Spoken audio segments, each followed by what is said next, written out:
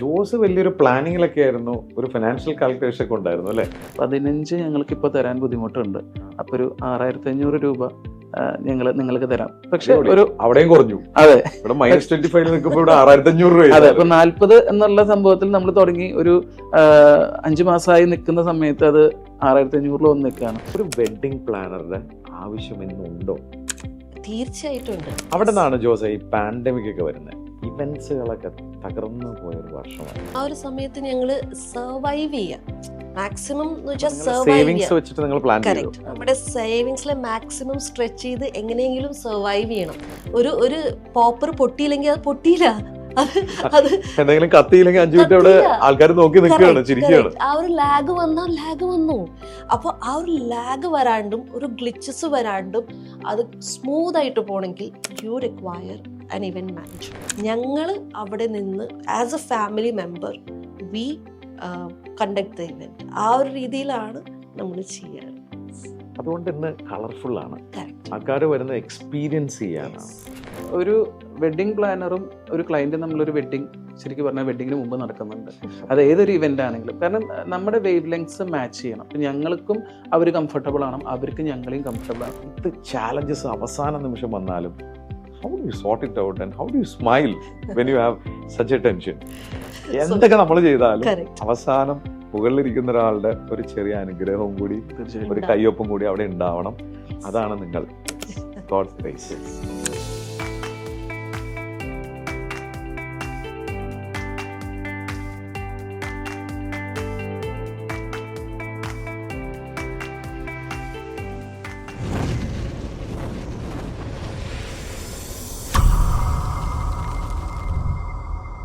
ഇന്ന് നമ്മുടെ ജീവിതത്തിൻ്റെ ഭാഗമാണ് ഇവൻറ്റ്സുകൾ, കല്യാണം, കോർപ്പറേറ്റ് ഇവൻറ്റുകൾ.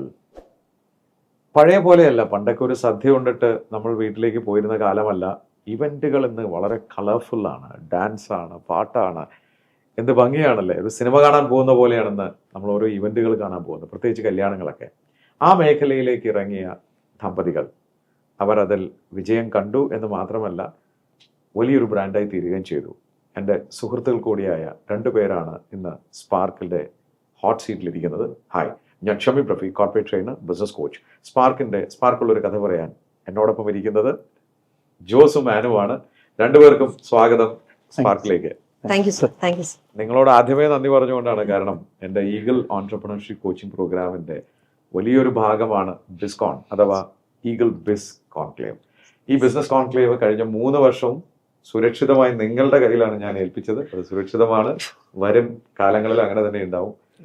അതുകൊണ്ട് തന്നെ നിങ്ങൾ എനിക്ക് വളരെ പ്രിയപ്പെട്ടവരാണ്, എൻ്റെ ഈഗിൾസുമാണ്. ഞാൻ ജോസിനോട് ആദ്യം ചോദിച്ചുകൊണ്ട് തുടങ്ങാം. ജോസിന്റെ നാട് എവിടെയാണ്? തൃശ്ശൂരാണ്. വളരെയധികം തൃശ്ശൂർക്കാർ സംരംഭകരായി വിജയിച്ച നാടാണ്. അത് തൃശ്ശൂർക്കാർക്ക് അങ്ങനെ ഒരു പ്രത്യേകത കൂടി കിട്ടും. ജോസിന്റെ പഠനമൊക്കെ? ഞാൻ ഡിഗ്രി ചെയ്തത് ബാംഗ്ലൂരാണ്, BBM ക്രിസ്തു ജയന്തി കോളേജിൽ. അതിനുശേഷം MBA ഫ്രം DCS MAT, മാർക്കറ്റിംഗിലും ഇന്റർനാഷണൽ ബിസിനസ്സിലുമാണ് എൻ്റെ സ്പെഷ്യലൈസേഷൻ. എൻ്റെ നാട് തൃശ്ശൂരാണ്. തൃശ്ശൂരാണെങ്കിലും എൻ്റെ ഫാദർ നോർത്ത് ഇന്ത്യയിലായിരുന്നു. അപ്പം ഞങ്ങൾ കുറച്ച് നാൾ നോർത്ത് ഇന്ത്യയിലൊക്കെ ആയിരുന്നു. എന്നിട്ട് തിരിച്ചു വന്ന് സെറ്റിലായിരിക്കുന്നത് എറണാകുളത്താണ്. ആൻഡ് ഞാൻ പഠിച്ചത് ബികോം ചെയ്തത് മഹാരാജാസ് കോളേജാണ്, Ernakulam. And I did my masters in international business from Cochin university, Cochin.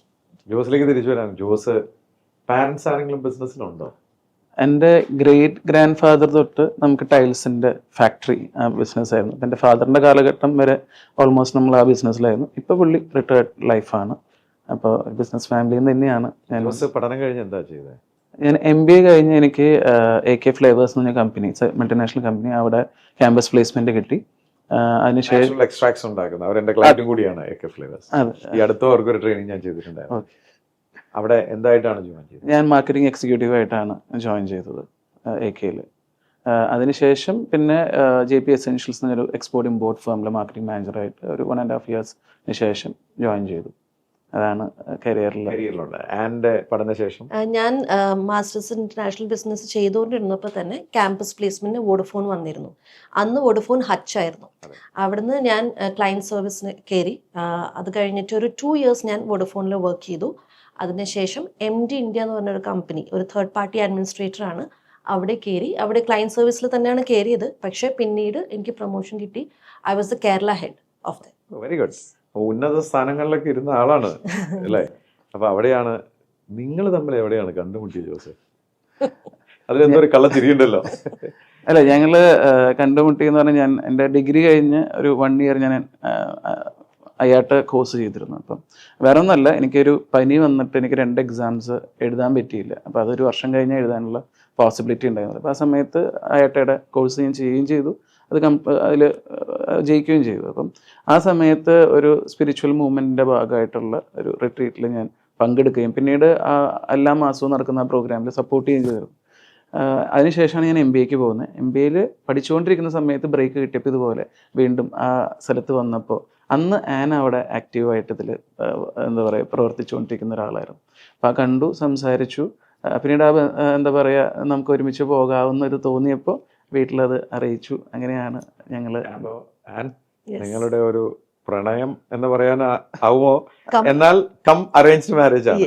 രണ്ടുപേരുടെ അനുഗ്രഹത്തോടു കൂടി തന്നെയാണ് മാരേജ് കഴിഞ്ഞത്. ഇൻട്രസ്റ്റിംഗ്. സോ ആനിലേക്ക് തിരിച്ചു വരാം. താങ്കൾ അവിടെ ജോലി ചെയ്തുകൊണ്ടിരിക്കുകയാണ്. അതിനുശേഷം എന്താണ് ചെയ്തത്? ആക്ച്വലി ഞാൻ ജോലി ചെയ്തുകൊണ്ടിരുന്നപ്പോൾ ആണ് കല്യാണം കഴിഞ്ഞത്. ആ സമയത്ത് I use to travel every day from Thrissur to Cochin. എല്ലാ ദിവസവും അങ്ങനെ ട്രാവൽ ചെയ്തുകൊണ്ടിരുന്നത്. അപ്പോൾ ആക്ച്വലി എനിക്ക് സാറ്റർഡേ പോലും വർക്കിംഗ് ആയിരുന്നു. ആകെ കൂടി കിട്ടുന്നത് സൺഡേ ആയിരുന്നു. ആ സമയത്താണ് കല്യാണം കഴിഞ്ഞ കുറച്ച് നാൾ കഴിഞ്ഞപ്പോൾ തന്നെ വി ഡിഡ് നോട്ട് എന്താ പറയുക, ഒരു ഫാമിലി പ്ലാനിങ് മാറ്റി വെച്ചില്ല. I conceived a baby. I think within 3 to 4 months of ആ മാരേജ്. അപ്പോൾ അപ്പോഴും ഞാൻ ജോബ് വിട്ടില്ല. I use to travel. അപ്പോൾ എനിക്ക് ആ സമയത്ത് കുറച്ച് ഈ പറഞ്ഞ മോർണിംഗ് സിക്നസ്സും ക്ഷീണവും കാര്യങ്ങളൊക്കെ ഉണ്ടായിരുന്നു. അപ്പോൾ വാട്ട് വി ഡിസൈഡഡ് വാസ്, എൻ്റെ വീട് തൃപ്പൂണിത്തുറയിലാണ്. അപ്പോൾ ഇനി കുറച്ച് നാൾ തൃപ്പൂണിത്തുറ താമസിച്ചുകൊണ്ട് തന്നെ ജോലിക്ക് പോകാമെന്നുള്ള രീതിയിൽ പോയി. പക്ഷെ അപ്പോഴും എനിക്ക് ഭയങ്കര ക്ഷീണവും തളർച്ചയും ഛർദിലും ഒക്കെ ആയിരുന്നു. അപ്പോൾ അങ്ങനെ വന്നപ്പോൾ ഞങ്ങൾ ആ സമയത്ത് ആക്ച്വലി ഞങ്ങൾ റീഡ് ചെയ്യാൻ തുടങ്ങി ഇതിനെക്കുറിച്ച്, ലൈക്ക് ബേബീനെ കുറിച്ച് എങ്ങനെയാണ് അതിൻ്റെ ഡെവലപ്മെൻറ്റും കാര്യങ്ങളും. അപ്പോൾ ഞങ്ങൾ ഏതൊരു ബുക്കിൽ വായിച്ചു, ദറ്റ് ഈസ് അമ്മ കൺസീവ് ചെയ്യുമ്പോൾ തൊട്ട് അമ്മേനെ എന്തൊക്കെ എഫക്റ്റ് ചെയ്യണോ അതൊക്കെ ബേബീനെ എഫക്റ്റ് ചെയ്യും എന്നുള്ളത്. അപ്പോൾ ഞാൻ വിചാരിച്ചു being Kerala head, our company, I was responsible for clients, for vendors, for everyone. So our stress ചെറിയ രീതിയിൽ ഉണ്ടായിരുന്നു. അപ്പോൾ I feared that it might affect the baby. So അതുകൊണ്ട് ഞങ്ങൾ ഡിസ്കസ് ചെയ്തു and mutually we took a decision that I resign for the well-being of the baby. അപ്പോൾ അവിടെ ചോദിച്ചോട്ടെ, ജോസ് വലിയൊരു പ്ലാനിങ്ങിലൊക്കെ ആയിരുന്നു, ഒരു ഫിനാൻഷ്യൽ കാൽക്കുലേഷൻ ഒക്കെ ഉണ്ടായിരുന്നു അല്ലേ? എന്തായിരുന്നു അത്? അല്ല, ഞാൻ കല്യാണം കഴിക്കുന്ന സമയത്ത് അന്ന് ആനിന് അറൗണ്ട് 25,000 സാലറി ഉണ്ട്. എൻ്റെ സാലറി വാസ് 15,000. അപ്പോൾ together it was around 40K. അപ്പോൾ നമുക്ക് അന്നൊരു 12 years ഒക്കെ ബിഫോർ നമുക്കറിയാം, നമ്മൾ നമ്മുടെ വീട്ടിൽ തന്നെ താമസിക്കുന്നു, റെൻ്റൊന്നും ഇല്ല. 40,000 രൂപ കൊണ്ടൊക്കെ നമുക്ക് ജീവിച്ചു പോവാം. അല്ല, അടിച്ചു പൊളിച്ചല്ലെങ്കിൽ പോലും നമുക്ക് അത്യാവശ്യം കുഴപ്പമില്ലാതെ ജീവിച്ചു പോവാം. നമുക്ക് ബാക്കി കമ്പനി ഫെസിലിറ്റീസ് ഒക്കെ, ഫോൺ, ഇന്റർനെറ്റ് ഒക്കെ അപ്പം കുഴപ്പമില്ലാതെ പോവാം എന്നുള്ളൊരു കണക്കുകൂട്ടലാണ്. അതെ അതെ, അത് പെട്ടെന്ന് വന്നു. അപ്പൊ ഈ 15 എന്ന് പറയുമ്പോൾ തന്നെ നമ്മൾ എല്ലാ ദിവസവും പോയാലാണ് ഈ 15 കിട്ടുക. അതിനിടയിൽ എന്തെങ്കിലും കാരണം കൊണ്ട് നമ്മൾ ലീവ് എടുക്കുകയാണെങ്കിൽ അത് കുറഞ്ഞ ചിലപ്പോൾ 13 ആവുകയും ചെയ്യാം. അങ്ങനെ പെട്ടെന്ന് വന്നപ്പോൾ പിന്നെ ആളുടെ ആഗ്രഹം എന്ന് പറഞ്ഞാൽ പിന്നെ കൊച്ചിനും കൂടിയാണ്. ഫൈനലി നമ്മൾ വിഷമിപ്പിച്ചുകൊണ്ട് ഒരാളോട് ജോലി ചെയ്യിപ്പിക്കുന്നതിൽ അർത്ഥമില്ല. എന്തായാലും ദൈവത്തിന്റെ ഹിതം നടക്കട്ടെ എന്നുള്ള രീതിയിൽ മുന്നോട്ട് പോയായിരുന്നു. പക്ഷെ അതുകൊണ്ട് നമ്മുടെ എന്താ പറയുക ട്വിസ്റ്റ് തീർന്നില്ല. ഒരാഴ്ച കഴിഞ്ഞപ്പോൾ എനിക്കൊരു മെയിൽ വന്നു കമ്പനിയിൽ നിന്ന്, നമ്മൾ വിചാരിച്ച പോലെ ബിസിനസ് ഇപ്പോൾ നടക്കുന്നില്ല, അപ്പൊ അതുകൊണ്ട് 15 ഞങ്ങൾക്കിപ്പോൾ തരാൻ ബുദ്ധിമുട്ടുണ്ട്.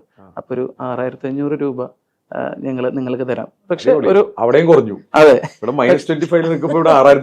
അതെ. ഇപ്പൊ 40 എന്നുള്ള സംഭവത്തിൽ നമ്മൾ തുടങ്ങി ഒരു 5 മാസമായി നിൽക്കുന്ന സമയത്ത് അത് 6,500 വന്ന് നിൽക്കുകയാണ്. പക്ഷെ അതിന്റെ ഒപ്പം ഒരു ഓഫർ വെച്ചു, ഇനി മുതൽ നടക്കുന്ന സെയിലിന്റെ ഒരു പെർസെൻറ്റേജ് നമ്മൾ ഇൻസെന്റീവ് തരാം. അപ്പോൾ പക്ഷെ ആ ഓഫർ ചെയ്തിട്ടുള്ളത് പെർസെൻറ്റേജ് എന്ന് പറയുമ്പോൾ ഇതുവരെ സെയിൽ നടന്നിട്ടുള്ളത് വളരെ കുറവാണ്. കാരണം വളരെ പുതിയൊരു അന്നൊരു 200 square feet ഒക്കെയാണ് നമ്മളന്ന് ഏറ്റവും ഒരു മാസം. കാരണം അത് വളരെ പുതിയ പ്രോഡക്റ്റ്. 10 രൂപയാണ് തരാം. 2,000. അതായത് എങ്ങനെയൊക്കെ കറഞ്ഞു പിടിച്ചാലും 2,000 എക്സ്ട്രാ എന്ന് പറഞ്ഞാലും ഈ പറഞ്ഞ 8,500 രൂപ ആവുന്നുള്ളൂ. അതെ, ആവുന്നുള്ളൂ. അപ്പൊ ഇത് സത്യം പറഞ്ഞാൽ ഞാൻ അന്ന് കുറച്ച് പതറി, ചെറുതായിട്ടൊന്ന് പതറി. പക്ഷെ അത് കഴിഞ്ഞപ്പോൾ ഞാൻ ആലോചിച്ചു, ഞാൻ മാത്രം ടെൻഷൻ അടിച്ചിട്ട് ഇനി എന്താ. അപ്പൊ ഞാൻ ദൈവത്തോട് പറഞ്ഞു, നിന്റെ ഹിതം എന്താണെന്ന് അറിയണം. ഞാൻ ഉറങ്ങാൻ പോവാണ്, ഇനി ഞാൻ ടെൻഷൻ അടിക്കുന്നില്ല. പക്ഷെ പിറ്റേ ദിവസം രാവിലെ ഞാൻ എണീറ്റത് I got a call from Bahrain.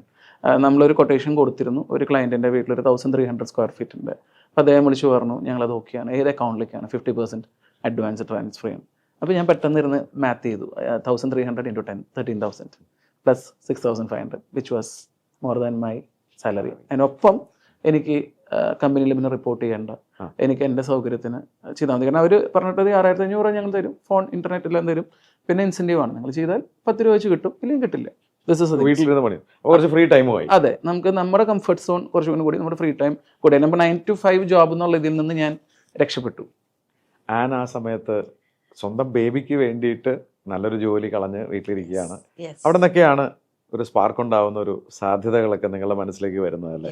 ഒരു ബിസിനസ് സാധ്യത എവിടെ നിന്നാണ് ഈ സ്പാർക്ക് ഉണ്ടാവുന്നത്? ആക്ച്വലി ഞങ്ങൾ രണ്ടുപേരും ജോലി ചെയ്തുകൊണ്ടിരുന്നപ്പോൾ ഞങ്ങളൊരു മൂവി കണ്ടു, ബോളിവുഡ് മൂവി ബാൻഡ് ബാജ ബാരാത്ത്. അതൊരു വിവാഹത്തെ കുറിച്ചായിരുന്നു, ഒരു ഇവന്റ് മാനേജറെ കുറിച്ചായിരുന്നു. ആരായിരുന്നു അതില് ഹീറോ? അനുഷ്ക ശർമ്മ ആൻഡ് രൺവീർ സിംഗ്. അവര് സൂപ്പർ ഹിറ്റ് മൂവി ആയിരുന്നു. യെസ് സൂപ്പർ ഹിറ്റ് മൂവി ആയിരുന്നു. ആൻഡ് ഇറ്റ് വാസ് ലൈക്ക് ഞങ്ങളത് കണ്ടു കഴിഞ്ഞപ്പോൾ തന്നെ ഞങ്ങൾ വിചാരിച്ചു, ഓ ഇങ്ങനത്തെ ഒരു ബിസിനസ്സിൽ ഞങ്ങൾ ഒരുമിച്ചായിരുന്നെങ്കിൽ എന്നുള്ളൊരു ആഗ്രഹിച്ചു. പക്ഷെ ആ സമയത്ത് ഞങ്ങൾക്ക് ABCD അറിയില്ല ഇതിനെക്കുറിച്ച്. അപ്പം ഞങ്ങൾ ആ ആഗ്രഹം അവിടെ വെച്ചു. ലൈക്ക് ഇതൊന്നും നടക്കുന്ന കാര്യമാണോ എന്ന് നമുക്ക് അറിയില്ലല്ലോ, അപ്പം ഞങ്ങൾ അങ്ങനെ വെച്ചു. പക്ഷേ ബേബി ഉണ്ടായി ഒരു 3 മാസം കഴിഞ്ഞതിന് ശേഷം യാദൃച്ഛികമായിട്ട് ഒരു കസിൻ ഞങ്ങളെ അപ്രോച്ച് ചെയ്യാണ്, that I am going to get married, why don't you plan my wedding for me. അപ്പോൾ ഞങ്ങൾക്ക് ആക്ച്വലി ഈ ഒരു എന്താ പറയുക, ഒരു സിനിമയുടെ ഒരു ഇത് ബാക്ക് ഓഫ് ദ മൈൻഡ് കിടക്കുന്നുണ്ട്. അപ്പോൾ ഇങ്ങനെ ഒരു ഓപ്പർച്യൂണിറ്റി വന്നപ്പോൾ ഒന്നും ചിന്തിച്ചില്ല, we just scrap that opportunity. And then from that നമ്മൾ വി സാറ്റ് ആൻഡ് റിസേർച്ച്ഡ്. ഞങ്ങൾ കുത്തിയിരുന്ന് റിസേർച്ച് ചെയ്തു, ഇൻഡസ്ട്രിയിലുള്ള ഇവൻറ്റ് ഇൻഡസ്ട്രിയിലുള്ള ലീഡേഴ്സിനെ പോയി മീറ്റ് ചെയ്തു, വെൻഡേഴ്സിനെ മീറ്റ് ചെയ്തു. അങ്ങനെ നമ്മൾ കുറേ റിസേർച്ച് ചെയ്തു ഇതിന് വേണ്ടിയിട്ട്. ആൻഡ് ആ first event was at Taj gateway. നന്നായി പോയോ? യെസ്, നന്നായി പോവുകയും ചെയ്തു. നല്ല ഫീഡ്ബാക്കും കിട്ടി. ഞങ്ങൾ കസിൻസ് എല്ലാവരും അത് അറ്റൻഡ് ചെയ്തിരുന്നു. അപ്പോൾ അവരുടെ നിന്നും നല്ലൊരു ഫീഡ്ബാക്ക് നമുക്ക് കിട്ടിയോ? യെസ്, നമുക്ക് പുള്ളിക്കാരത്തി പറഞ്ഞു ദറ്റ് യുനോ ഫ്രീ ആയിട്ട് വേണ്ട, ഒരു നോമിനൽ എമൗണ്ട് നമ്മൾ ചാർജ് ചെയ്തിട്ടുണ്ട്. യെസ്. അപ്പോൾ ജോസ് എപ്പോഴും ഈ ഞാൻ ദൈവത്തിന് വിട്ടുകൊടുത്തുകൊണ്ട് ഉറക്കത്തിലേക്ക് പോകാൻ തീരുമാനിച്ച ആളാണ് അല്ലേ? അപ്പോൾ ഒരു വർക്ക് കിട്ടിയപ്പോൾ അതൊരു ബിസിനസ് സാധ്യതയായോ ജോസെ? ബിസിനസ് സാധ്യത തീർച്ചയായിട്ടും. കാരണം ഞങ്ങൾ മെയിനായിട്ട് അത് ചിന്തിക്കാനുള്ള കാരണം, ഞാൻ നേരത്തെ സൂചിപ്പിച്ച പോലെ വർക്ക് ചെയ്യാൻ പോകുമ്പോൾ എപ്പോഴും 6:30 വരെ കലൂർ വർക്ക് ചെയ്ത് തിരിച്ചുകൊടുത്തുമ്പോൾ ഒരു 9 മണിയാവും. പിന്നെ കുളിച്ച് ഭക്ഷണം കഴിഞ്ഞ് ഉറങ്ങാനുള്ള നേരമുള്ളൂ. സാറ്റർഡേ അടക്കം വർക്കിംഗ് ആണ്. അപ്പോൾ ഈ ബിസിനസ്സിൽ നമ്മൾ കണ്ടത് കുറച്ച് ഞങ്ങൾക്കത് ഇൻട്രസ്റ്റും ഉണ്ടായിരുന്നു, ഒപ്പം ഞങ്ങൾക്ക് ഒരുമിച്ചാവാം എന്നുള്ള വലിയൊരു അഡ്വാൻറ്റേജും കൂടിയും അതിൽ കണ്ടിരുന്നു. അപ്പോൾ ഒരു ബിസിനസ് തുടങ്ങുമ്പോൾ, ഞാനത് സാറിനോട് പറയാനിരിക്കുകയായിരുന്നു, ഏത് ബിസിനസ് തുടങ്ങുമെന്ന് എനിക്കറിയില്ലായിരുന്നു. പക്ഷേ ഏത് ബിസിനസ് തുടങ്ങുമ്പോഴും ആ കമ്പനിയുടെ പേര് ഗോഡ്സ് ഗ്രേസ് എന്നായിരിക്കണം നിർബന്ധമായിരുന്നു. കാരണം ദൈവാനുഗ്രഹം എല്ലാ കാര്യത്തിലുമാണെന്ന് ഞാൻ വിശ്വസിക്കുന്നു. ദൈവഹിതമാണ്. അതെ. അപ്പോൾ ഈ ഒരു ബിസിനസ്സിൽ പ്രത്യേകിച്ചും, കാരണം ഒരുപാട് കാര്യങ്ങൾ വന്ന് അത് മെർജ് ചെയ്ത് ഒന്നായി തീർന്നാലാണ് അത് ഏറ്റവും വിചാരിച്ച പോലെ ഏറ്റവും ഭംഗിയായിട്ടും. അങ്ങനെയാണ് പേരിടുന്നത്. അതെ. എന്താണ് സ്ഥാപനത്തിന് പേരിട്ടത്? God's grace. God's grace. അപ്പോൾ ആദ്യത്തെ വർക്ക് കംപ്ലീറ്റ് ചെയ്തു. അതോടെ നെക്സ്റ്റ് വർക്ക് കിട്ടിയോ? ആദ്യത്തെ വർക്ക് കഴിഞ്ഞു. അത് കഴിഞ്ഞിരിക്കുമ്പോഴാണ് നമുക്ക് ഒരു ഫ്രണ്ട് വഴി മനോരമയുടെ ഒരു ഇവൻറ്റിന് വേണ്ടി വന്നു. അപ്പോൾ അവർ ചോദിച്ചു, എങ്ങനെയാണ് ഗോഡ്സ് ഗ്രേസിൻ്റെ ബാനറിലല്ല, എന്തുകൊണ്ട് നമുക്ക് ഒരുമിച്ചൊരു കമ്പനി പോലെ ചെയ്തു തുടങ്ങി, ഫസ്റ്റ് വർക്കാണ്. അപ്പോൾ നമ്മൾ ശരി, നമുക്ക് കുഴപ്പമില്ല. അങ്ങനെ ഞങ്ങൾ മനോരമയ്ക്ക് വേണ്ടി ആ ഒരു പ്രോജക്റ്റ് ഞങ്ങൾ ഒരുമിച്ചാണ് ചെയ്ത് വേറൊരു കമ്പനിയുടെ പേരിൽ. പക്ഷേ അത് വളരെ നന്നായിട്ട് പോയി. ദാറ്റ് വാസ് ഒരു സെലിബ്രിറ്റി ഇവൻ്റ് ആയിരുന്നു. ഒരു 2 ദിവസം അവരുടെ നടന്ന പ്രോഗ്രാമാണ്. അവരെല്ലാം നല്ല ഫീഡ്ബാക്ക് ആയിരുന്നു. ആക്ച്വലി ഞങ്ങൾക്ക് മനോരമ പിന്നീടുള്ള കൊല്ലങ്ങളിലും ഞങ്ങളെ കോൺടാക്ട് ചെയ്തിരുന്നു. പക്ഷേ പിന്നീട് നമ്മൾ ഗോഡ്സ് ഗ്രേസ് ഒരു ബാനറിൽ പോകാൻ വിചാരിച്ചു അതൊരു പാരലലി പോകണ്ട എന്ന് കരുതി ഞങ്ങൾ പിന്നെ അവരെ പിന്നെ പിച്ച് ചെയ്തിട്ടില്ലായിരുന്നു. അങ്ങനെ രണ്ടാമത്തെ പ്രോജക്റ്റ് കിട്ടി. പിന്നീട് എങ്ങനെ പോയത്? കല്യാണത്തിൽ ഒതുങ്ങിയോ അതോ വേറെ? ഇല്ല, അതിനുശേഷം നമ്മൾ മെൻഷൻ ചെയ്തത് ഒരു കോർപ്പറേറ്റ് ഇവൻറ്റിലേക്ക് എൻട്രി വന്നത് മനോരമ വഴിയാണ്. അപ്പോൾ അതിലൂടെ നമുക്ക് കോൺഫിഡൻസ് കൂടുതലും വന്നു. പിന്നെ നമ്മൾ ഫ്രണ്ട്സ് വഴിയാണെങ്കിലും വേർഡ് ഓഫ് മൗത്ത്, കസിൻസ് വഴിയും റിലേറ്റീവ്സ് വഴിയും നമുക്ക് like family functions like baptism, holy communion, birthday parties, അങ്ങനത്തെ ഇവൻറ്റ്സ് വന്നു തുടങ്ങി. അപ്പോൾ അങ്ങനെ ഇവൻറ്റ്സ് വന്ന് നമ്മൾ കുറച്ചും കൂടി ഒന്ന് എന്താ പറയുക പതുക്കെ ആയിരുന്നു ഞങ്ങളുടെ ഗ്രോത്ത്. ബിക്കോസ് ഞങ്ങൾക്ക് ബാക്ക്ഗ്രൗണ്ട് ആസ് സച്ച് ഇവൻറ്റിലൊന്നും ഉണ്ടായിരുന്നില്ല. പക്ഷേ നമ്മൾ ചെയ്ത് പഠിച്ച് ആ ഒരു രീതിയിൽ എന്നിട്ട് പക്ഷേ ബൈ ഗോഡ്സ് ഗ്രേസ് നമ്മൾ നടത്തിയ എല്ലാ ഇവൻറ്റ്സും നല്ല സ്മൂത്തായിട്ട് തന്നെ നടന്നു. And customer feedback was also positive. അത് വലിയൊരു ദൈവാനുഗ്രഹമാണ്. ലൈക്ക് അപ്പോൾ അങ്ങനെ നമ്മൾ കുറച്ച് ഇവൻറ്റ്സ് ഒക്കെ ചെയ്ത് റെഗുലറായി വന്ന് തുടങ്ങിയപ്പോഴാണ് പിന്നീട് ജോസ് ഒരു പാർട്ട് ടൈം പോലെയാണല്ലോ ചെയ്തുകൊണ്ടിരുന്നത്, അത് ഫുൾ ടൈം പോലെ ജോസ് രാജിവെക്കുകയാണ്. രാജിവെക്കുക എന്ന് പറഞ്ഞിട്ടുണ്ടെങ്കിൽ നമ്മളപ്പോൾ അത്യാവശ്യം നമ്മുടെ ബിസിനസ് നന്നായിട്ട് പോകുന്നൊരു സമയമായിരുന്നു. അപ്പോൾ കമ്പനി അഗെയിൻ പറഞ്ഞു ഞങ്ങൾക്ക് 6500 തരാൻ ബുദ്ധിമുട്ടുള്ള ഒരു സാഹചര്യമാണ് എന്ന് പറഞ്ഞു. നമ്മൾ പറഞ്ഞു അത് കുഴപ്പമില്ല, കാരണം ആ സമയമാകുമ്പോഴേക്കും ദൈവാനുഗ്രഹം കൊണ്ട് നമ്മളുടെ ബിസിനസ്സിൽ നിന്ന് നമുക്ക് അത്യാവശ്യം കഴിഞ്ഞു പോകാവുന്ന റവന്യൂയിലേക്ക് എത്തിയിരുന്നു. ഇന്നും അദ്ദേഹമായിട്ട് വളരെ നല്ല ബന്ധമാണ്, ഒരു ബ്രദറിനെ പോലെയാണ്. ഞാൻ അന്ന് ജോയിൻ ചെയ്തപ്പോൾ ഞാൻ യൂസ് ചെയ്തിരുന്ന നമ്പർ തന്നെയാണ് ഇന്നും യൂസ് ചെയ്യുന്നത്. അദ്ദേഹം പറഞ്ഞ ആ നമ്പർ നീ എടുത്തോ, നീ ബിസിനസ്സിന് കുറെ ഉപയോഗിച്ചിട്ടുള്ളതല്ലേ. അപ്പോൾ ആ കാലഘട്ടത്തിൽ ദൈവം കൊണ്ടുവന്ന ഒരു വലിയൊരു സപ്പോർട്ട് മെക്കാനിസം ആയിരുന്നു ആ കമ്പനിയിലെ ജോലിയിൽ. അദ്ദേഹമായിട്ടുള്ള ആ ബന്ധമല്ല ഇപ്പോഴും വളരെ നന്നായിട്ട് അത് കീപ്പ് ചെയ്യുന്നുണ്ട്.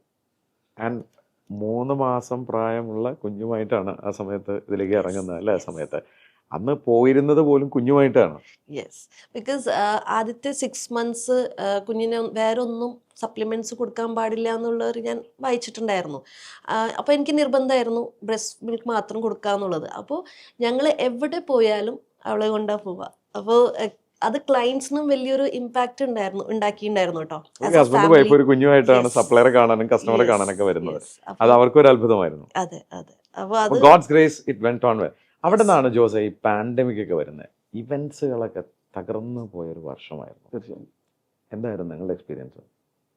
പാൻഡമിക് സത്യം പറഞ്ഞു കഴിഞ്ഞാൽ നമുക്കൊരു ഷോക്കിംഗ്, അല്ലെങ്കിൽ എല്ലാവരെ സംബന്ധിച്ചും അതുപോലെ തന്നെയായിരുന്നു. നമ്മളെ സംബന്ധിച്ച് പ്രത്യേകിച്ച് നമ്മുടെ ഇൻഡസ്ട്രിയെ സംബന്ധിച്ച് അത് കുറച്ചും കൂടിയും അത് എഫക്റ്റ് ചെയ്തൊരു സമയമാണ്. കാരണം ചെറിയ ഇവൻറ്റ്സ് ഇപ്പോൾ 50 പേർക്കൊക്കെ ചെയ്യുമ്പോൾ അന്ന് ഭയങ്കര അണ്ടർ കട്ടിങ് എല്ലാവരും പറഞ്ഞിരുന്നു. ചില നമ്മുടെ ഇൻഡസ്ട്രിയിലെ ചില ആളുകളൊക്കെ നമുക്ക് കേൾക്കുമ്പോൾ വിഷമം തോന്നും. അവരൊക്കെ എന്താ പറയുക, തീരെ ചെറിയ ജോലികൾ, ലൈക്ക് ഇപ്പോൾ കോഴിക്കടയിൽ വരെ പോയി നിന്നിട്ടുള്ള ചില ഇവൻ്റ് നടത്തിയിരുന്ന കമ്പനികളിലെ ആളുകളുണ്ടായിരുന്നു. നമുക്ക് അങ്ങനെ പോകേണ്ടി വന്നില്ലെങ്കിൽ പോലും നമ്മളൊക്കെ അന്നൊക്കെ ഒരു ഫോൺ വന്നിരുന്നെങ്കിൽ ആഗ്രഹിക്കാറുണ്ട്, ഒരു എൻക്വയറി ചോദിച്ചിട്ട്. എന്നാൽ എൻക്വയറി നമുക്ക് നല്ല ഇവൻറ്റുകൾ വന്നു. ആ സമയത്തിന് തൊട്ട് മുമ്പ് ഒരു വലിയൊരു പ്രോജക്റ്റ് ഓൾമോസ്റ്റ് അഡ്വാൻസ് തരാൻ നിൽക്കുകയാണ്, വലിയൊരു ബ്രാൻഡിൻ്റെയാണ്. അത് ആ സമയത്താണ് ഇത് വരുന്നത്. അപ്പോൾ അവർ പറഞ്ഞു ഇങ്ങനെ ഒരു കാര്യം കേൾക്കുന്നുണ്ട്, നമുക്കൊന്ന് 2 ആഴ്ചയ്ക്ക് നീട്ടാം. 2 ആഴ്ച കഴിഞ്ഞ് പിന്നെ നീണ്ടു അവർ പറഞ്ഞു നമുക്കൊന്ന് കോൾ ഓഫ് ചെയ്യാം. അവർ പിന്നെ വളരെ ചെറിയ രീതിയിൽ അത് നടത്തി. അപ്പോൾ അത് കയ്യിൽ നിന്ന് നഷ്ടപ്പെടുന്നു. പിന്നെ നമ്മൾ പുറത്തുനിന്നുള്ളവർ വന്നിട്ടും നമ്മളോട് ചെയ്യാൻ തയ്യാറായിട്ട് വരുമ്പോൾ ഗവൺമെൻറ് റെസ്ട്രിക്ഷൻസ്, 5 പേരെ പാടുള്ളൂ, 10 പേരെ പാടുള്ളൂ. അപ്പോൾ അവർക്ക് നടത്താൻ പറ്റുന്നില്ല. അപ്പോൾ ആ കാലഘട്ടത്തിൽ എന്താ പറയുക, ശരിക്കും നമ്മളൊന്ന് ടെൻഷൻ അടിച്ച് നമ്മൾ തന്നെ ഒന്ന് നെഗറ്റീവായി പോവാതിരിക്കാൻ നമ്മൾ കുറച്ച് വെബിനാർസോ സാറിൻ്റെയൊക്കെ സെഷൻസ് ആണെങ്കിലെല്ലാം യൂട്യൂബിൽ പല വീഡിയോസ്, കാരണം നമുക്ക് ഡൗൺ ആയി കഴിഞ്ഞാൽ സെൽഫ് മോട്ടിവേഷൻ അത് തീർച്ചയായിട്ടും സാറിൻ്റെ സെഷൻസ് ആണെങ്കിലും മറ്റു പലരുടെയും നമ്മൾ ആ കാലങ്ങളിൽ അറ്റൻഡ് ചെയ്യും. അത് നമ്മളെ ഹെൽപ്പ് ചെയ്തു. പക്ഷെ ആ സമയത്ത് വന്ന മറ്റൊരു ബ്ലെസ്, നമ്മൾ ആ പോസിറ്റീവായി നിന്നതുകൊണ്ടായിരിക്കും ആ ഒരു സമയത്ത് ഞങ്ങൾ സർവൈവ് ചെയ്യാം. മാക്സിമം സേവിങ്സ് വെച്ചിട്ട് നിങ്ങൾ പ്ലാൻ ചെയ്തു. നമ്മുടെ സേവിങ്സിലെ മാക്സിമം സ്ട്രെച്ച് ചെയ്ത് എങ്ങനെയെങ്കിലും സർവൈവ് ചെയ്യണം.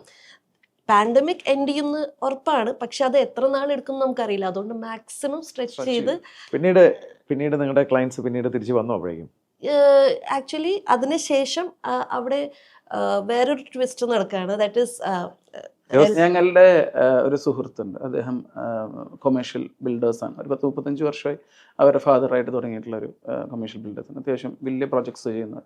അപ്പോൾ അവരുടെ ഒരു ബിൽഡിംഗ് ഉണ്ട്, ഒരു 1 lakh+ സ്ക്വയർ ഫീറ്റ് ഉള്ളൊരു ബിൽഡിംഗ്. അപ്പോൾ അത് അവിടെ പുള്ളി ഒരു ആശയം പറഞ്ഞു. ആ സമയത്താണ് ഈ കോവർക്കിംഗ് എന്നൊരു ആശയം കേരളത്തിൽ പതുക്കെ കോവർക്കിംഗ് സ്പേസസ് കൂടുതലായിട്ട് കേരളത്തിലേക്ക് വന്നു തുടങ്ങുന്ന ഒരു കാലഘട്ടമാണ്. അപ്പം ആ സമയത്ത് പുള്ളി പറഞ്ഞു നമുക്ക് എന്തുകൊണ്ട് അങ്ങനെ ഒരു പ്രോജക്റ്റ് ചെയ്തത്. അപ്പോൾ എനിക്ക് പണ്ട് ഈ സ്വപ്നങ്ങൾ കാണുന്നത് പോലെ, നേരത്തെ ഈ ഇങ്ങനെ ഒരു കമ്പനി തുടങ്ങണമെന്ന് ആഗ്രഹിച്ച പോലെ ഞാൻ പണ്ട് വിചാരിക്കായിരുന്നു ഈ ഫേസ്ബുക്കിൻ്റെയും ഗൂഗിളിൻ്റെയൊക്കെ ഓഫീസുകൾ നമ്മൾ നെറ്റിൽ കാണുമ്പോൾ എന്ത് ബ്യൂട്ടിഫുള്ളാണ്, എത്ര നല്ലൊരു പോസിറ്റീവ് എൻവയറമെൻ്റ് ആണ്. അങ്ങനെ നമ്മുടെ ഓഫീസുകളാവുകയാണെങ്കിൽ ആ മോണോട്ടോണി മാറുകയാണെങ്കിൽ ആ വർക്ക് ചെയ്യുന്നവർ പ്രൊഡക്റ്റീവ് ആവില്ല. അങ്ങനത്തെ ഒരെണ്ണം സെറ്റ് ചെയ്തിരുന്നെങ്കിൽ എന്ന് ആഗ്രഹിച്ചിരുന്നു. അപ്പോൾ ഈ സുഹൃത്തുമായിട്ട് ഇങ്ങനെ സംസാരിച്ചപ്പോൾ ഇതാണ് പ്രോജക്റ്റ് എന്നിട്ട് ഞാൻ പറഞ്ഞു ഓക്കെ ഐ മീൻ. അപ്പോൾ ഞാൻ പറഞ്ഞു എൻ്റെ ഇൻവെസ്റ്റ് ചെയ്യാൻ, കാരണം നമ്മളിവിടെ ജീവിക്കാൻ തന്നെ സ്ട്രഗിൾ ചെയ്യുന്നു. ഐ മീൻ എന്താ പറയുക, നമ്മുടെ ഇവൻറ്റ്സ് ഇല്ല, അപ്പോൾ പൈസ ഇൻവെസ്റ്റ് ചെയ്യാൻ തൽക്കാലം എൻ്റെ കയ്യിലില്ല. പുള്ളി പറഞ്ഞത് കുഴപ്പമില്ല, ഒരു ഷെയർ നമ്മൾ വർക്കൗട്ട് ചെയ്യും, വർക്കിംഗ് പാർട്ട്ണർ പോലെ നമുക്ക് നോക്കാം. അപ്പം ഞാനുണ്ട്, എൻ്റെ ബ്രദറും ആ സമയത്ത് പുറത്തുനിന്ന് വന്നിരിക്കുന്ന സമയം. അപ്പോൾ ഞാൻ പറഞ്ഞു you also come with us. അപ്പോൾ ഞങ്ങൾക്ക് വലിയൊരു പ്ലാനായിരുന്നു, ഒരു ചെയിൻ ഓഫ് ഇത് ചെയ്യണം എന്നൊക്കെയായിരുന്നു ആഗ്രഹം. പക്ഷേ നമ്മൾ ആ സമയത്ത് ഒരു 10-30ഓളം കേരളത്തിൽ തന്നെ കോവർക്കിംഗ് സ്പേസസ് വിസിറ്റ് ചെയ്ത് ഓരോ സ്ഥലത്തെയും പ്ലസും മൈനസും പഠിച്ച് അങ്ങനെയാണ് നമ്മൾ തൃശ്ശൂരിൽ one of the premium coworking space ചെയ്തത്. പക്ഷേ നമുക്കൊരു കോവർക്കിംഗ് എന്നുള്ള ഫുൾ കോൺസെപ്റ്റിൽ ചെയ്യാൻ പറ്റിയില്ല. കാരണം ഞങ്ങൾ തുടങ്ങി അപ്പോൾ തന്നെ ദൈവാനുഗ്രഹം കൊണ്ട് ഒരു സൈഡ് മുഴുവൻ ബൈജൂസ് എടുത്തു. ഞങ്ങളിത് ഇനോഗ്രേഷൻ തൊട്ട് മുമ്പ് വേറൊരു കമ്പനി എടുത്തു. It was like A furnished office എന്നുള്ള കോൺസെപ്റ്റിൽ അതിന് മുമ്പ് അത് പോയി. പിന്നീട് അപ്പോഴേക്കും കോവിഡ് കഴിഞ്ഞത് ഓപ്പൺ ആയി. അപ്പോൾ പിന്നെ ഓട്ടോമാറ്റിക്കലി അവർക്കും നോക്കിയപ്പോൾ ഇതിന്റെ ഹെഡ് ഏക്സിനേക്കാളും അവർ ചെയ്യുന്ന ബിഗ് പ്രോജക്ട്സ് വെച്ച് നോക്കുമ്പോൾ ഇത് കുഞ്ഞൊരു സാധനമാണ്, ഹെഡ് ഏക്സും കൂടുതലാണ്. അതിൽ നിങ്ങൾക്ക് കൊമേഴ്ഷ്യലി എന്തെങ്കിലും ഗുണം തന്നിരുന്നു. നമുക്ക് അവർക്ക് അത്യാവശ്യം അത് ബെനിഫിഷ്യൽ ആയതുകൊണ്ട് നമുക്ക് അതിനൊരു ഡീസെന്റ് ആയിട്ടുള്ള ഒരു റെമ്യൂണറേഷൻ. പാൻഡമിക് കഴിഞ്ഞ സമയത്ത് സർവൈവ് ചെയ്യാൻ ഒരു ചെറിയ അതെ ഭയങ്കര ഒരു ഹെൽപ്പ് ആയിരുന്നു. നമുക്ക് ഇൻവോൾവ് ചെയ്യാൻ ഒരു പ്രോജക്റ്റും ഉണ്ടായിരുന്നു ആ സമയത്ത്.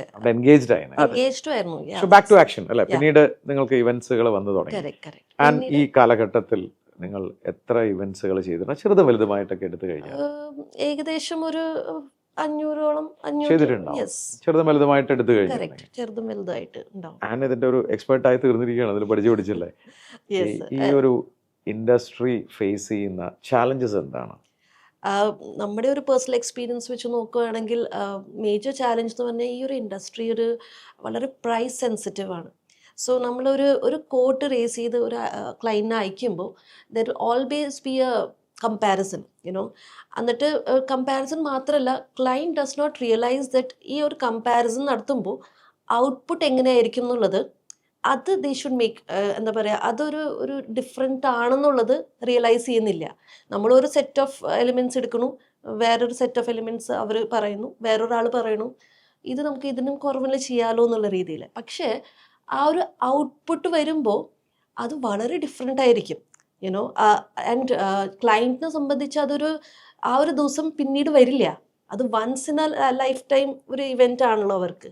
അപ്പോൾ ആ ഒരു പ്രൈസ് സെൻസിറ്റീവ് ആണ് നമ്മുടെ ഒരു ഇൻഡസ്ട്രിയുടെ ശാപനം. അവിടെ ഞാൻ അടുത്ത ചോദ്യം ഞാൻ എന്നോട് ചോദിക്കുകയാണ്, ഈ വെഡിങ് ഇപ്പോൾ നമ്മളൊക്കെ പണ്ട് കണ്ടിട്ടില്ലെന്ന് പറഞ്ഞാൽ ഒരു സദ്യക്ക് പോകുന്നു, അവിടെ പോയി സദ്യ കൊണ്ടുവന്നു. ഒരു ക്രിസ്ത്യൻ വെഡിങ് ആണെങ്കിൽ നല്ല ബിരിയാണി നല്ല ഫുഡൊക്കെ കിട്ടും എന്ന് പറഞ്ഞു പോകുന്നു. ഒരു മുസ്ലിം വെഡിങ് ആണെങ്കിൽ അവിടെ ഉറപ്പാണ് പത്തിരിയും കോഴിക്കറിയൊക്കെ ഉണ്ടാവും എന്നൊക്കെ പറഞ്ഞു. അതൊക്കെ മാറി, ഇന്ന് ശൈലി മാറി.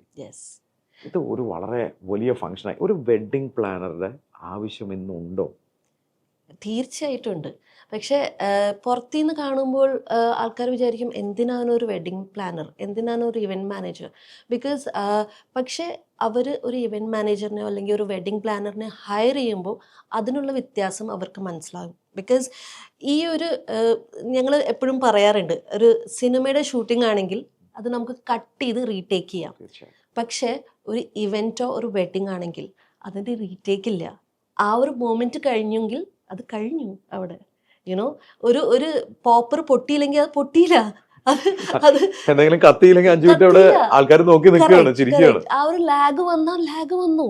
അപ്പോൾ ആ ഒരു ലാഗ് വരാണ്ടും ഒരു ഗ്ലിച്ചസ് വരാണ്ടും അത് സ്മൂത്ത് ആയിട്ട് പോകണമെങ്കിൽ you require an event manager or a wedding planner. അപ്പൊ ആ വെഡിങ് എന്ന് പറയുമ്പോൾ പണ്ട് എനിക്ക് ഓർമ്മയുണ്ട്, നമ്മളെവിടെയെങ്കിലും ഒരു ചായ കുടിക്കുന്ന, ഇന്ന് 25 തരം ചായ തീർന്നില്ലോ. എൻട്രിയിൽ ഡാൻസ് ആണ്, അതിനിടയിൽ ഫ്രണ്ട്സ് വന്നൊരു ഫ്ലാഷ് മോബ്. എന്തൊക്കെ കാര്യങ്ങളാണ് ഈ ഇവന്റ്സിൽ? എത്ര ആൾക്കാരെയാണ് നിങ്ങൾ മാനേജ് ചെയ്യുന്നത്? Actually n number of like ഞങ്ങൾക്ക് ആക്ച്വലി ലിമിറ്റ് ഇല്ല. ബിക്കോസ് ക്ലയൻറ്റ് എന്താ ആവശ്യപ്പെടുന്നു അതിനനുസരിച്ച് നമ്മൾ റെഡിയാണ് പ്രൊവൈഡ് ചെയ്യാനായിട്ട്. It's actually an experience nowadays. അതൊരു വരുന്ന ആൾക്കാർക്ക് ഒരു എക്സ്പീരിയൻസ് ക്രിയേറ്റ് ചെയ്യുക എന്നുള്ളതാണ് ഞങ്ങളുടെ ഒരു ഡിഫറെൻ്റ് ആയിട്ടുള്ള ഒരു യുണീക്ക് എക്സ്പീരിയൻസ് ക്രിയേറ്റ് ചെയ്യുക എന്നുള്ളത് നമ്മൾ ചെയ്യാറ്. അപ്പം പണ്ടത്തെ കാലത്തായിരുന്നു ലൈക്ക് നമുക്ക് റിലേറ്റീവ്സ് വന്ന് സെർവ് ചെയ്യണു, ഭക്ഷണത്തിന് അവിടെ നിൽക്കണു, അല്ലെങ്കിൽ ആൾക്കാർ സ്വീകരിക്കാൻ നിൽക്കണു, അങ്ങനെ കുറേ പേരൊക്കെ ഉണ്ടാവും. പക്ഷേ ഇപ്പോഴത്തെ കാലത്ത് കസിൻസ് ആണെങ്കിലും റിലേറ്റീവ്സ്, ഇമ്മീഡിയറ്റ് ഫാമിലി മെമ്പേഴ്സ് ആണെങ്കിൽ പോലും അവർ ചിലപ്പോൾ പുറത്തായിരിക്കും, തലേദിവസമാണ് വന്ന് അറ്റൻഡ് ചെയ്യാൻ വരുന്നത്. അതും അവർക്ക് എൻജോയ് ചെയ്യണം മാക്സിമം. ഓക്കെ. അപ്പോൾ അവിടെയാണ് നമ്മുടെ ഒരു റോൾ വരുന്നത്. ഞങ്ങൾ അവിടെ നിന്ന് as A family member V conduct the event. ആ ഒരു രീതിയിലാണ് നമ്മൾ ചെയ്യാറ്. അതുകൊണ്ട് ഇന്ന് കളർഫുള്ളാണ്. കറക്റ്റ്. ആൾക്കാർ വരുന്നത് എക്സ്പീരിയൻസ് ചെയ്യാനാണ്. ജോസും ഇതിലിപ്പോൾ ഒരു എക്സ്പേർട്ടായി. ജോസ്, ഒരു ക്ലയൻറ്റ് ഒരു വെഡ്ഡിങ് പ്ലാനറെ തിരഞ്ഞെടുക്കുമ്പോൾ എന്തൊക്കെ കാര്യങ്ങൾ ശ്രദ്ധിച്ചിട്ടുണ്ടാകും? ഫസ്റ്റായിട്ട് അവരുടെ എക്സ്പീരിയൻസ് തീർച്ചയായിട്ടും നോക്കണം. അവർ മുമ്പ് ചെയ്തിട്ടുള്ള വർക്ക്സ് അത് വളരെ ഇമ്പോർട്ടൻ്റ് ആണ്. കാരണം അവരുടെ എക്സ്പീരിയൻസ് ആണ് നിങ്ങളുടെ ഇവൻറ്റിലേക്ക് നിങ്ങളെ ഹെൽപ്പ് ചെയ്യാൻ പോകും. രണ്ടാമത്തെ കാര്യം, ഒരു വെഡ്ഡിങ് പ്ലാനറും ഒരു ക്ലയൻറ്റും നമ്മളൊരു വെഡ്ഡിങ് ശരിക്കും പറഞ്ഞാൽ വെഡ്ഡിങ്ങിന് മുമ്പ് നടക്കുന്നുണ്ട്. അത് ഏതൊരു ഇവൻ്റ് ആണെങ്കിലും. കാരണം നമ്മുടെ വേവ് ലെങ്ത്സ് മാച്ച് ചെയ്യണം. അപ്പം ഞങ്ങൾക്കും അവർ കംഫർട്ടബിൾ ആണ്, അവർക്ക് ഞങ്ങളെയും കംഫർട്ടബിൾ ആണ്. കാരണം അവരുടെ ഡ്രീം നമ്മൾ റിയാലിറ്റി ആക്കി കൊണ്ടുവരാൻ നോക്കുകയാണ്. അവർക്ക് ചിലപ്പോൾ വൈൽഡ് ഡ്രീംസ് ആയിരിക്കും, ചിലപ്പോൾ അതിൻ്റെ ഫീസിബിലിറ്റിയിൽ കുറേ പ്രശ്നങ്ങളുണ്ടാവും. അത് ചിലപ്പോൾ ഞങ്ങൾക്ക് പറഞ്ഞു കൊടുക്കാൻ പറ്റും, ഇന്ന കാര്യത്തിന് ഇങ്ങനെ ഒരു പ്രശ്നം ഉണ്ടാവും, അല്ലെങ്കിൽ ഇന്നൊരു മെറ്റീരിയൽ ഉപയോഗിക്കും, ഇന്നൊരു പ്രോബ്ലം. അപ്പോൾ അവരെ ഗൈഡ് ചെയ്യാനും ആസ് എ ഫ്രണ്ട് നമ്മളൊരു ഫാമിലി പോലെ ആവുകയാണ്. അപ്പോൾ അവരെ ട്രസ്റ്റ് ചെയ്യാനും കൂടി നിങ്ങൾക്ക് പറ്റുമെങ്കിൽ മാത്രമാണ് ഈ ഒരു പ്രോസസ്സ് നന്നായിട്ട് നിങ്ങൾക്ക് എൻജോയ് ചെയ്ത് പോകാൻ പറ്റില്ല. കാരണം നമ്മൾ അത്രയും ക്ലോസ്ലി ഒരു മാസം അല്ലെങ്കിൽ ചിലപ്പോൾ ആ പീരീഡ് മുഴുവൻ ഇൻട്രാക്ട് ചെയ്യാനും പല ഞങ്ങളുടെ ക്ലയൻസും അതിനുശേഷം ഒരു ഫാമിലി പോലെയാണ്. അത് എനിക്ക് പറഞ്ഞാൽ മിക്കവർക്കും അങ്ങനെയായിരിക്കും. അവരൊക്കെ പിന്നീടും ഇങ്ങനെ വിശേഷ ദിവസങ്ങളിലായാലും നമ്മളെ വിളിക്കും, കുറേ നാളായാലും സംസാരിച്ചിട്ട്. അപ്പോൾ ആ ഒരു അടുപ്പം കൂടി എക്സ്പെർട്ടീസിനൊപ്പം തന്നെ നമുക്ക് പറ്റിയ നമ്മുടെ, കാരണം ആ ഒരു ഓപ്പൺനെസ് വരുമ്പോൾ നമ്മൾ ബഡ്ജറ്റ് റിവീൽ ചെയ്യാൻ തയ്യാറാവും. ബഡ്ജറ്റ് റിവീൽ ചെയ്താലാണ് നമുക്ക് വിചാരിച്ച പോലെ അത് ക്യൂറേറ്റ് ചെയ്ത് കൊടുക്കാൻ പറ്റില്ല. ഇപ്പം ഉദാഹരണം പറഞ്ഞപ്പോൾ നമ്മളുടെ അടുത്ത് ഒരു സ്റ്റേജ് ചോദിക്കുന്ന ഒരാളുടെ അടുത്ത് നമ്മൾ ഏറ്റവും നല്ല ഡിസൈൻ ആവും കാണിച്ചു കൊടുക്കുക. അപ്പോൾ നമ്മളൊരു ഷോറൂമിൽ പോയി കഴിഞ്ഞാൽ ഏറ്റവും നല്ല കാർ കാണിക്കാൻ പറഞ്ഞാൽ അവർ ബെൻസ് കാണിച്ചു കൊടുക്കും. പക്ഷേ ഇയാളുടെ ബഡ്ജറ്റ് ചിലപ്പോൾ മാരുതി സിയാസിനായിരിക്കും ഉണ്ടാകുക, ഒരു ഉദാഹരണം പറയുകയാണെങ്കിൽ. അപ്പോൾ എൻ്റെ ബഡ്ജറ്റ് ഇത്രയാണ്, ഈ റേഞ്ചിൽ നിങ്ങൾക്ക് നന്നായി ചെയ്യാൻ പറ്റുമോ എന്ന് ചോദിച്ചാൽ അതിലേക്ക് പറ്റുന്ന അവരുടെ കളർ കോമ്പിനേഷനും, അതിൽ ഫ്ലവർ ആണോ കൂടുതൽ വേണ്ടത്, അല്ല ലൈറ്റ് ആണോ വേണ്ടത്, എന്തൊക്കെയാണ് നമ്മൾ എപ്പോഴും അവരോട് റെഫറൻസസ് തരാൻ പറയും, ഇമേജസ് ആയിട്ടൊക്കെ. അത് വെച്ചിട്ട് നമ്മൾ അവരുടെ ദിവസം ഏറ്റവും ഭംഗിയായിട്ട് കസ്റ്റമൈസ് ചെയ്തിട്ട് ഞങ്ങൾ റിപ്പീറ്റഡ് സ്റ്റേജസ് ചെയ്യാൻ പരമാവധി ഇഷ്ടപ്പെടാത്തവരാണ്. ചിലപ്പോൾ ആ ഡിസൈൻ തന്നെ കഴിഞ്ഞിട്ട് നിർബന്ധിച്ചാൽ മാത്രമാണ് നമ്മൾ ആ സെയിം ഡിസൈൻ ചെയ്യുള്ളൂ. ഇല്ലെങ്കിൽ അതിൽ എന്തെങ്കിലും ഒരു ചേഞ്ച് വരും. കാരണം അത് അവർക്ക് വേണ്ടിയുള്ളതാണ്. ഇതിൽ ഏറ്റവും വലിയൊരു ടെൻഷൻ എന്താണെന്ന് വെച്ചിട്ടുണ്ടെങ്കിൽ, എൻ്റെ വീട്ടിലൊരു കല്യാണം നടക്കുകയാണെങ്കിൽ ഞാനത് എങ്ങനെയാണ് നടത്തുക എന്നുള്ളത്. കാരണം എൻ്റെ അടുത്ത് ഒരു പ്രാവശ്യം ഇവിടെ കുറച്ചു മുമ്പ് ഇൻ്റർവ്യൂവിന് വന്ന ജോളി ആൻ്റണി സർ, അതെ, അദ്ദേഹം എൻ്റെ ക്ലയൻറ്റും കൂടിയാണ്. അപ്പോൾ അദ്ദേഹത്തിൻ്റെ മകളുടെ ഹോളി കമ്മ്യൂണിയൻ ഞങ്ങൾ ബ്രദറിൻ്റെയും അതിൻ്റെ മക്കളുടെ ഹോളി കമ്മ്യൂണിയൻ നമ്മളെ ചെയ്തത്. അപ്പോൾ അന്ന് പുള്ളി ദുബായിൽ നിന്ന് വന്നിട്ടുള്ളൂ. അന്ന് രാത്രി, പിറ്റേ ദിവസം മോർണിംഗ് ആണ് ഇവൻറ്റ്. അപ്പോൾ പുള്ളി എന്നോട് അന്ന് പറഞ്ഞ കാര്യം, ഞാൻ ഉറങ്ങാൻ പോവാണ്, കാരണം നീ അവിടെ ഉള്ളതുകൊണ്ട് എനിക്കൊന്ന് ഉറങ്ങാം. അത് ഒരു അർത്ഥത്തിൽ കോംപ്ലിമെൻ്റ് ആണ്, ഒരു അർത്ഥത്തിൽ എന്നെ സംബന്ധിച്ച് ചലഞ്ചുമാണ്. കാരണം അദ്ദേഹം ട്രസ്റ്റ് ചെയ്യുന്നത് ഉറങ്ങാൻ പോകുന്നത് എന്നെ വിശ്വസിച്ചു. അപ്പോൾ ചില സമയങ്ങളിൽ നമ്മൾ ഉറക്കുളച്ചിട്ട് അവർക്ക് വേണ്ടി നമ്മൾ അവിടെ നിലകൊള്ളും. അപ്പോൾ ഇറ്റ് ഈസ് അവരുടെ ഓൺ ബിഹാഫ് എല്ലാ കാര്യവും നോക്കി. ഇപ്പോൾ നേരത്തെ ചോദിച്ച പോലെ എന്തിനാണ് ഒരു വെഡിങ് പ്ലാനർ എന്ന് പറഞ്ഞാൽ, ഞങ്ങൾ നിങ്ങൾക്ക് വേണ്ടി അവിടെ നിൽക്കുകയാണ്, ഗിവിങ് അവർ 100%. നിങ്ങൾ നിങ്ങളുടെ ആ ഫംഗ്ഷനിലേക്ക് നോക്കുക, അതിൻ്റെ ഭാഗമാവുക. ഈ ടെൻഷൻ ഒരു വെഡ്ഡിങ് പ്ലാനർക്കോ ഇവന്റ് മാനേജർക്കോ കൊടുത്തേക്കുക. അങ്ങനെയുള്ള ഒരാളെ വേണം കണ്ടുപിടിക്കാൻ, അത്രയ്ക്ക് വിശ്വാസമുള്ള ഒരാളെ വേണം ഏൽപ്പിക്കാൻ. അതെ, തീർച്ചയായും. നമുക്ക് നിങ്ങൾക്ക് സമയം കുറവാണെങ്കിൽ, ഇപ്പം നമുക്ക് ചെയ്യുന്ന കാര്യങ്ങളെല്ലാം നിങ്ങൾക്ക് ചെയ്യാൻ പറ്റില്ല, പക്ഷെ നമ്മുടെ എക്സ്പീരിയൻസ് കൊണ്ട് കുറച്ച് എഡ്ജ് ചെയ്യാൻ പറ്റും. നിങ്ങളുടെ കയ്യിലെ സമയം മറ്റു പല കാര്യങ്ങൾക്കും നിങ്ങൾ ഇൻവോൾവ് ആണെങ്കിൽ ഈ ഭാഗം നിങ്ങൾ ടെൻഷൻ അടിക്കാൻ, നിങ്ങൾക്ക് ഉപദേശങ്ങൾ കൊടുക്കാനും സാധിക്കും കസ്റ്റമർക്ക്. തീർച്ചയായിട്ടും. കാരണം ഈ ചില കാര്യങ്ങൾ, ഉദാഹരണം പറഞ്ഞപ്പോൾ ജനുവരിയിൽ എല്ലാവരും വിചാരിക്കും മഴയില്ലാത്തൊരു കാലഘട്ടമാണ്, നമുക്ക് ഔട്ട്ഡോർ പ്ലാൻ ചെയ്യാം. പക്ഷേ കേരളത്തിൻ്റെ കാലാവസ്ഥ അനുസരിച്ച് മാർച്ചിൽ വരെ മഴ പെയ്യുന്ന സാഹചര്യം ഉണ്ടായിട്ടുണ്ട്. അപ്പോൾ അവിടെ നമുക്കൊരു പ്ലാൻ ബിക്കുള്ള ഒരു വെഡിങ് പ്ലാനർ പറയുമ്പോഴാണ് മനസ്സിലാവുന്നത്. തീർച്ചയായിട്ടും. കാരണം ഞങ്ങളത് ഈ അടുത്തൊരു മീറ്റിംഗിൽ പോയപ്പോൾ അവർ പറഞ്ഞു, ഞങ്ങൾ ചിന്തിച്ചു പോലും ഉണ്ടായിരുന്നില്ല, ഞങ്ങൾ ജനുവരി ആയതുകൊണ്ട് അങ്ങനെ ഒരു ഓപ്ഷനേ ചെയ്തു, ഞങ്ങൾക്ക് എക്സ്പീരിയൻസ് ഉണ്ട്. അവസാനം ഞങ്ങൾ ഹൃദയം സിനിമയിലെ പോലെ അവസാനം ഒരു ഫോട്ടോഷൂട്ട്, കാരണം ഇവന്റ് തുടങ്ങുന്നതിന് തൊട്ട് മുമ്പ് 15 മിനിറ്റ് മുമ്പ് മഴ തുടങ്ങുകയാണ്. അത് നിൽക്കുന്നത് പിറ്റേ ദിവസമാണ് മഴ നിന്നത്. പക്ഷേ ആ ക്ലയൻറ്റ് മെയിൻ ഇവന്റ് കഴിഞ്ഞതിന് ശേഷം നമുക്ക് ഭാഗ്യത്തിന് നമുക്കൊരു ഹാള് ബാക്കപ്പ് ഉണ്ടായിരുന്നു, അവിടെ പോയി പ്രോഗ്രാം നടത്തി അതിന് ശേഷം തിരിച്ചു വന്ന് മഴയത്ത് നിന്നിട്ട് അവർ ഫോട്ടോഷൂട്ടും ഹൃദയം മോഡലിൽ കാര്യങ്ങളൊക്കെ നമ്മൾ ചെയ്തു. പക്ഷേ പ്രാക്ടിക്കലി ഒരു ഇവന്റിനെ സംബന്ധിച്ച് ഫുഡും സൗണ്ടും ഒക്കെ അത് പങ്കെടുക്കുന്നവർക്ക് വളരെ ബുദ്ധിമുട്ടുകൾ ഉണ്ടാകും. അപ്പോൾ ആ ബാക്കപ്പ് പ്ലാൻ ചെയ്യാനായിട്ടുള്ള ഒരു സ്പേസ് അവിടെ ഉണ്ടോ, അതിന് വീണ്ടും സ്പെൻഡ് ചെയ്യാൻ നമ്മൾ തയ്യാറാണോ? ഇതൊക്കെ ഒരു വെഡിങ് പ്ലാനറോ ഇവന്റ് മാനേജറോ പറഞ്ഞാലേ അവർക്ക് മനസ്സിലാവുള്ളൂ. അല്ലെങ്കിൽ അവർ പറയുന്നത് വെച്ച് പോവും. അതെ, എല്ലാം നമ്മൾ യെസ് പറഞ്ഞു പോവും. ഞാൻ ആനിലേക്ക് തിരിച്ചു വരാം. ആൻ ഒരു ഓൺട്രപ്രണർ ആണ്. അതിൽ ഏറ്റവും ഇൻട്രസ്റ്റിംഗ് ആയിട്ടുള്ള fact, you are a woman entrepreneur. ഒരു സ്ത്രീകൾ ഈ സംരംഭത്തിലേക്ക് താങ്കൾ വളരെ നിരവധി വനിതാ സംരംഭകരുമായി ചേർന്ന് നിൽക്കുന്ന പല ഫോറത്തിലുമുണ്ട്. കറക്റ്റ്. വീട്ടിൽ ഒതുങ്ങിയിരിക്കേണ്ട ഒരാളാണോ ഒരു സ്ത്രീ എന്ന് പറയുന്നത്, അതോ പുറത്തേക്ക് വന്ന് ഇതുപോലെ എന്തെങ്കിലും കാര്യങ്ങൾ കോൺട്രിബ്യൂട്ട് ചെയ്യണ്ടേ? Yes, absolutely. ഒരിക്കലും വീട്ടിൽ ഒതുങ്ങി നിൽക്കുന്ന ഒരാൾ അല്ല ഒരു സ്ത്രീ എന്ന് പറയുന്നത്. ബിക്കോസ് ഒരു സ്ത്രീക്ക് ഉണ്ടാവേണ്ട എന്താ പറയുക ഓപ്പർച്യൂണിറ്റീസ് തന്നെയാണ് ഒരാണിനുള്ളത്, ഞാൻ വിശ്വസിക്കുന്നത്. ആൻഡ് ഈ സ്ത്രീകൾക്ക്, ഞങ്ങൾക്ക് എന്ന് പറഞ്ഞാൽ ഒരു അഡ്വാൻറ്റേജ് എന്താണെന്ന് വെച്ചാൽ നമ്മൾ കുറേയും കൂടി ഒരു പേഴ്സണലൈസ്ഡ് ആയിട്ടുള്ള, കുറച്ചും കൂടി സോഫ്റ്റ് ആയിട്ട്, കുറച്ചും കൂടി പേഴ്സണലൈസ്ഡ് ആയിട്ട് നമുക്ക് ഡീൽ ചെയ്യാൻ പറ്റും കസ്റ്റമേഴ്സിൻ്റെ അടുത്ത്. അത് ഒരു ആണുങ്ങളുടെ ഒരു നെഗറ്റീവായിട്ടല്ല കേട്ടോ പറയണത്, പക്ഷേ സ്ത്രീകൾക്ക് പൊതുവെ ഒരു ഒരു സോഷ്യൽ, സ്ത്രീകളോട് മറുത്ത് പറയാൻ ഇത്തിരി ബുദ്ധിമുട്ടാണ്.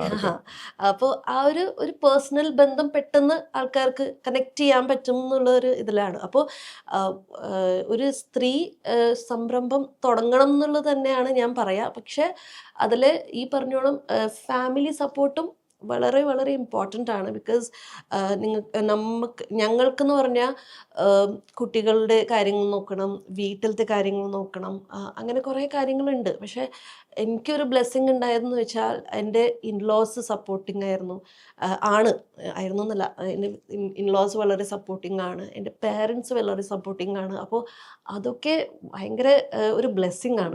ഒരാളുടെ കൂടി support, husband is always there. അല്ല, ഇതില് ഗോഡ്സ് ഗ്രേസ് സത്യം പറഞ്ഞു കഴിഞ്ഞിട്ടുണ്ടെങ്കിൽ അതിലൊരു കാര്യം വിട്ടുപോയത്, നമ്മളിത് തുടങ്ങുന്ന സമയത്ത് സത്യം പറഞ്ഞാൽ ഇതിപ്പോൾ ഈ കമ്പനിയുടെ ഇപ്പോഴും മാനേജിങ് പാർട്ണർ ആനാണ്. അപ്പോൾ ഈ കമ്പനി തുടങ്ങുമ്പോൾ ഒരു പ്രൊപ്രൈറ്റർഷിപ്പിൽ തുടങ്ങാമെന്നാണ് ഞങ്ങൾ കരുതിയത്. എൻ്റെ പേരിലുള്ള കമ്പനിയായിട്ടാണ് ഞാനിതിനെ ഇൻവെസ്റ്റ് ചെയ്തത്. ഞാൻ വേറെ ഏതെങ്കിലും ഇൻഡസ്ട്രിയോ അല്ലെങ്കിൽ വേറൊരു കമ്പനി, ഇത് അതിന് വേണ്ടിയിട്ട്. കാരണം നമ്മുടെ ലൈഫ് അൺപ്രഡിക്റ്റബിൾ ആണ്, എന്ത് വേണമെങ്കിലും നാളെ സംഭവിക്കാം. നമുക്ക് അവിടെ ലാൻഡ് ഉണ്ട്, അതൊക്കെ എന്ന് പറഞ്ഞിട്ട് കാര്യമില്ല. നമുക്ക് ആനും ഇനി എൻ്റെ മക്കൾക്കാണെങ്കിലും മുന്നോട്ട് പോകുമ്പോൾ അതൊരു തടസ്സമുണ്ടാകും. കാരണം ഞാൻ നടത്തിയിരുന്നൊരു ബിസിനസ്സിൽ പെട്ടെന്ന് എന്തെങ്കിലും ഒരു കാരണം കൊണ്ട് വരേണ്ട സാഹചര്യം വരുമ്പോൾ ചിലപ്പോൾ വെൻഡേഴ്സിനും ക്ലയൻസിനൊക്കെ അത് ആക്സെപ്റ്റ് ചെയ്യാൻ ബുദ്ധിമുട്ട് വന്നേക്കാം. അതുകൊണ്ട് ഇപ്പം ഞങ്ങൾ ഓപ്പറേറ്റ് ചെയ്യുന്നൊരു സിസ്റ്റം എന്ന് പറഞ്ഞിട്ടുണ്ടെങ്കിൽ ക്ലയൻസിനെയും വെൻഡേഴ്സിനെയും എൻറ്റയർ സിസ്റ്റം, ഈവൻ്റെ അക്കൗണ്ട്സ്, എല്ലാ കാര്യങ്ങളിലും ആൻ തന്നെയാണ്. ഇപ്പോൾ നമ്മുടെ ചാർട്ടേഡ് അക്കൗണ്ട് ഡെയിലി ചെയ്യുന്നത് എല്ലാ കാര്യങ്ങളിലും ആനെയാണ് നമ്മൾ ഫോർ ഫ്രണ്ടിൽ വെച്ചിട്ടുള്ളത്. തുടങ്ങിയത് ഒരുമിച്ചാണെങ്കിലും ആനാണ് മാനേജിങ് പാർട്ണർ. അതെ. അവിടെ ഒരു ചോദ്യം ചോദിച്ചോട്ടെ, ഒരു ഹസ്ബൻഡും വൈഫും ചേർന്ന് ഒരു ബിസിനസ് നടത്തുമ്പോൾ ചാലഞ്ചസ് കൂടുതലാണ്. കാരണം ഈ പേഴ്സണൽ റിലേഷൻഷിപ്പും പ്രൊഫഷണൽ റിലേഷൻഷിപ്പ്, ബിസിനസ് റിലേഷൻഷിപ്പും എല്ലാം കൂടി കോംപ്ലിക്കേറ്റഡ് ആവാം. ഒരു റോൾ ക്ലാരിറ്റി ഉണ്ടോ? ഇതെങ്ങനെയാണ് നിങ്ങൾ മാനേജ് ചെയ്യുക? ഞങ്ങൾ ബിസിനസ് തുടങ്ങിയ സമയത്ത് ഞാൻ ആദ്യം എന്നോട് പറഞ്ഞ കാര്യം വേറെ ഒന്നല്ല, ഈ ഗോഡ്സ് ഗ്രേസിൻ്റെ ഓഫീസിൻ്റെ ഉള്ളിൽ അല്ലെങ്കിൽ ഗോഡ്സ് ഗ്രേസുമായി ബന്ധപ്പെട്ട കാര്യങ്ങൾ നമ്മൾ ചർച്ച ചെയ്യുമ്പോൾ അവിടെ നമ്മൾ പാർട്ട്നേഴ്സ് മാത്രമാണ്. അവിടെ ഒരു ദയം ദാക്ഷിണ്യവും വിചാരിക്കേണ്ട. 1 രൂപയിൽ വ്യത്യാസം വന്നിട്ടുണ്ടെങ്കിൽ അത് ചോദ്യം ചെയ്യാം, രണ്ടുപേർക്കും ചോദ്യം ചെയ്യാം. അവിടെ we'll role play as the partners. ഈ മുറിക്കപ്പുറം നമ്മൾ ഹസ്ബൻഡും വൈഫാണ്. ഇനീഷ്യൽ കാലഘട്ടത്തിൽ അത് അത്രയും It was not easy. It was not easy. അത് ശരിക്കും പ്രത്യേകിച്ചും എൻ്റെ ഫാമിലിയിൽ എന്ന് പറഞ്ഞാൽ എല്ലാവരും പ്രൊഫഷണൽസ് ആണ്.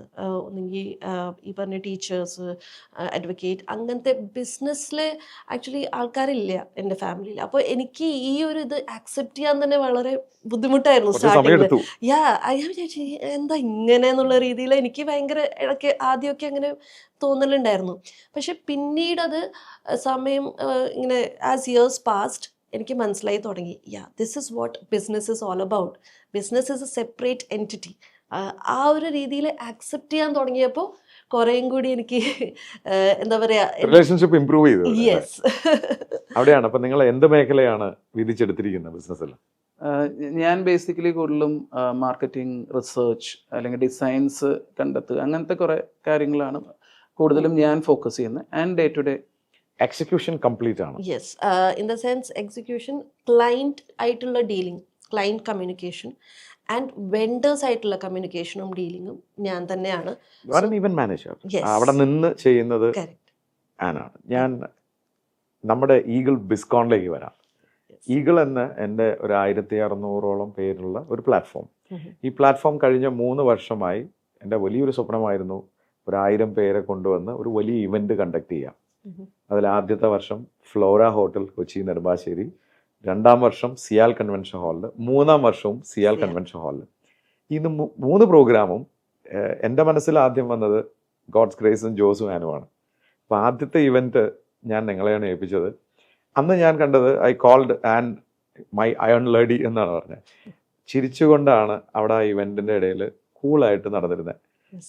നിങ്ങൾ ഓർക്കുന്നുണ്ടാവും, ആദ്യത്തെ വർഷം ഞാൻ ഇൻവോൾവ് ആയി, കാരണം Yes. എനിക്ക് ടെൻഷൻ ഉണ്ടായിരുന്നു.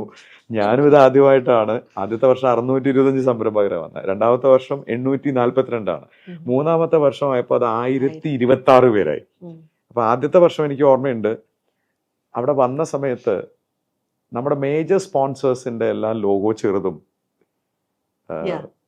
And അത് കഴിഞ്ഞിട്ടുള്ള ചെറിയ co-sponsors. കോ സ്പോൺസേഴ്സിന്റെ ഒക്കെ ലോഗോ വലുതും. അത് കണ്ടുപിടിക്കുന്നത് രാത്രി 8:30 മണിക്ക് നമ്മുടെ തന്നെ ഒരു ഈഗിൾ വന്നിട്ടാ പറയുന്നത്, സാറേ ഇതെന്താ ഇങ്ങനെ ഇരിക്കുന്നത്. ഞാൻ എന്റെ കണ്ണ് തള്ളി എന്ന് പറഞ്ഞ പോലെ എന്റെ മനസ്സിൽ അടി എനിക്കാണല്ലോ കിട്ടുക എന്ന് കോലത്തോടാണ് ഞാൻ നിങ്ങളെ നോക്കിയത്. Correct. രണ്ടുപേരും ചിരിച്ചിട്ട് സാറ് ടെൻഷൻ ആവണ്ട എന്ന് പറഞ്ഞ് അത് സോൾവ് ആക്കി. അതെ. രണ്ടാമത്തെ വർഷം എനിക്ക് ഓർമ്മയുണ്ട്, മൂന്നാമത്തെ വർഷം സിയാൽ കൺവെൻഷൻ ഹാളിൽ എത്തിയപ്പോഴേക്കും ലെവല് മാറി. രാത്രി അല്ല, വെളുപ്പിന് 2 മണിക്കാണ് ഞാൻ കണ്ടുപിടിക്കുന്നത്, നമ്മളെ കൂടെ നിൽക്കുന്ന സമയത്ത് ഒരു ഫോട്ടോ എല്ലാം കൂടി സ്ട്രെച്ച് ചെയ്തിട്ടാണ് ആ സ്റ്റാൻഡിൽ അവിടെ നിൽക്കുന്നത്. അതെ. പക്ഷെ എനിക്ക് ഓർമ്മയുണ്ട്, ഞാൻ നോക്കി ചിരിച്ചിട്ട് ആനോട് ചിരിച്ചിട്ട് പറഞ്ഞു, ദാ ഒരു പണി കിട്ടിയിട്ടുണ്ട്, എന്താ മോളെന്ന് വെച്ചാൽ ചെയ്തോ എന്ന് പറഞ്ഞിട്ട് ഞാൻ പറഞ്ഞു, ഞാൻ ഉറങ്ങാൻ പോകാന്ന് പറഞ്ഞിട്ട് പോയി. I want ask a very interesting question to Ann. Um. Ann എപ്പോഴും ഞാൻ ആ 3 വർഷം ശ്രദ്ധിച്ചിട്ടുണ്ട്, ചിരിച്ചുകൊണ്ട് ഇത് ചാലഞ്ചസ് അവസാന നിമിഷം വന്നാലും how do you sort it out and how do you smile when you have such a tension? ഒന്നാമത്തെ കാര്യം, നമ്മൾ കാമായിട്ട് ഇരിക്കുമ്പോഴാണ് നമുക്കൊന്ന് ചിന്തിക്കാൻ പറ്റുക, ക്ലിയർ മൈൻഡായിട്ട്.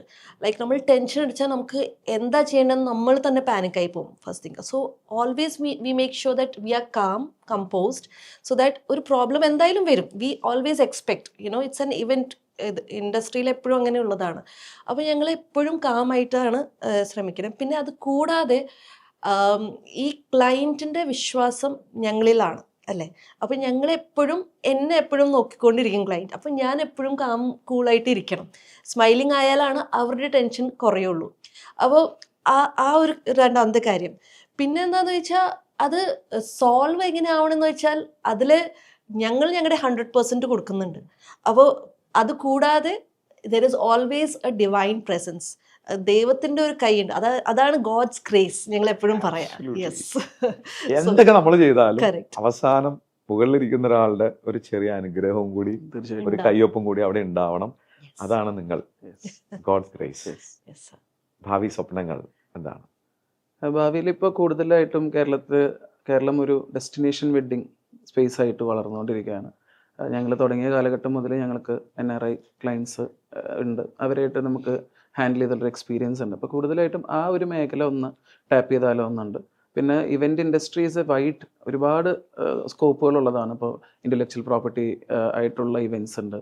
അപ്പോൾ അതൊക്കെ നമ്മളിങ്ങനെ സ്റ്റഡി ചെയ്തുകൊണ്ടിരിക്കുകയാണ്. കാരണം ഞങ്ങൾ ഒരു വലിയൊരു കമ്പനിയിൽ വർക്ക് ചെയ്ത എക്സ്പീരിയൻസിൽ വന്നിട്ടുള്ളവരല്ലാത്തതുകൊണ്ട് ഞങ്ങൾ ഓരോന്നും കണ്ടും മനസ്സിലാക്കിയും പഠിച്ചും. കാരണം നമ്മൾ ചെയ്യുന്നത് ഒരിക്കലും നമുക്കും ബുദ്ധിമുട്ടാവരുത്, നമ്മൾ ചെയ്തു കൊടുക്കുന്ന ക്ലയൻറ്റിനും ബുദ്ധിമുട്ടാവരുത്. അപ്പോൾ ആ ഒരു കോൺഫിഡൻസിൽ എത്തുമ്പോൾ ഓരോന്നും പതുക്കെ ചെയ്തു പോവാം എന്നുള്ള രീതിയിലാണ് വർക്ക് ചെയ്തുകൊണ്ടിരിക്കുന്നത്. ജോസും ആനും കഴിഞ്ഞ 5 വർഷമായിട്ട്, 5 അല്ല എനിക്ക് തോന്നുന്നു ഒരു 6-7 വർഷമായിട്ട് എനിക്ക് പരിചയമുണ്ട്. 3 വർഷമായി എൻ്റെ ഇവൻറ്റ് മാനേജേഴ്സാണ് നിങ്ങൾ. അതുകൊണ്ട് തന്നെ എനിക്ക് പേഴ്സണലി നിങ്ങൾ രണ്ടുപേരും അറിയാം. നിങ്ങൾ വളരെ ഹാർഡ് വർക്കിംഗ് ആയിട്ടുള്ള കപ്പിൾസാണ്. എനിക്ക് തോന്നുന്നു ഞാൻ ഈ പണ്ട് കാർട്ടൂണിൽ കണ്ട ബോബനും മോളയെ പോലെയാണ് നിങ്ങൾ. രണ്ടുപേരും ഒരുമിച്ച് ഞാൻ കണ്ടിട്ടുള്ളൂ. എപ്പോൾ ആരെ വിളിച്ചാലും രണ്ടുപേരും കൂടി ഫോൺ എടുക്കും. ഞാൻ ഈ ഇന്റർവ്യൂവിന്റെ കാര്യം പറയാൻ വിളിച്ചത് ജോസിനെ ആണെങ്കിലും അപ്പൊ ഹാൻഡ് ഫ്രീ ഇട്ടിട്ടുണ്ട്. പണ്ട് ഏത് ഇവന്റിന്റെ കാര്യം സംസാരിക്കാൻ പറയുമ്പോഴെങ്കിലും ടിങ്കിൾ ഹാൻഡ് ഫ്രീ ഇട്ട് ഈ മനുഷ്യൻ കൂടി ഉണ്ടാവും അല്ലെ. അങ്ങനെയാണ് നിങ്ങൾ ഒരുമിച്ചാണ്. അപ്പൊ ഈ യാത്രയിൽ എനിക്ക് വളരെ കോൺഫിഡൻസ് ഉള്ള ഒരു ഇവന്റ് മാനേജറും വെഡിങ് പ്ലാനറുമാണ് നിങ്ങൾ. അതുകൊണ്ട് തന്നെ സമൂഹത്തിൽ ആർക്ക് വേണമെങ്കിലും റെക്കമെൻഡ് ചെയ്യാൻ എനിക്കൊരു മടി ഉണ്ടാവില്ല നിങ്ങളെ. കാരണം നിങ്ങൾ നന്നായിട്ട് ഹാർഡ് വർക്ക് ചെയ്യും. നിങ്ങളുടെ സ്ഥാപനത്തിന്റെ പേര് പോലെ തന്നെ നിങ്ങൾക്കൊരു ദൈവാനുഗ്രഹവും 2 നല്ല മാലാക കുഞ്ഞുങ്ങളെയും തന്നിട്ടുണ്ട് അല്ലേ. നിങ്ങൾ കേട്ടു ജോസിന്റെയും ആന്റെയും മനോഹരമായ ഒരു കഥ. അവർ ചെറിയ രീതിയിൽ രണ്ടുപേരും തൊഴിൽ ചെയ്യുകയായിരുന്നു. ഈ തൊഴിൽ ചെയ്തതിന് ശേഷമാണ് അവർ ഒരു ബിസിനസ്സിലേക്ക് ഇറങ്ങിയത്.